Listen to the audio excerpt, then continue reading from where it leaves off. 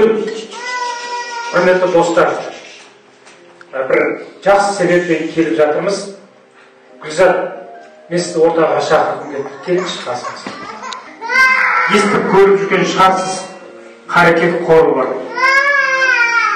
Сол Қарекет қоры бүкіл халықтың демеуімен, халықтың жалпы дейтіндей болса жасаған жақсылығымен сізге бүкіл қазақ елі апарып үйдің кілтін сыйлағысы келіп отыр. Мінекей.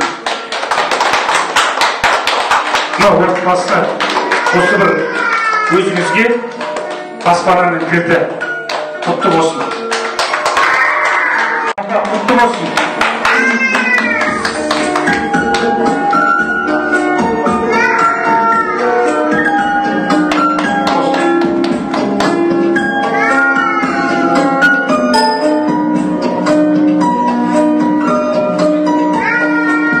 Осы отбасыда тек қана жақсылық, қуаныш болсын, құтты болсын бәрі.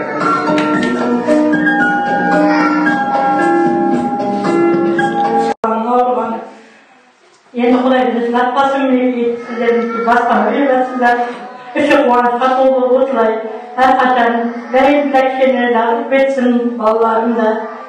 Мынау боталарым енді сіңілдермен балалар ғой енді. Сіздерге де денсаулық тілеймін жаным. Әрқашан қуаныш болсын, ауырмаңдар, сырқамаңдар. Айтатын сөз қойып өзім қолып та тұрым.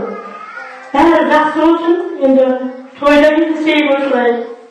Рахмат сіздерге жаным.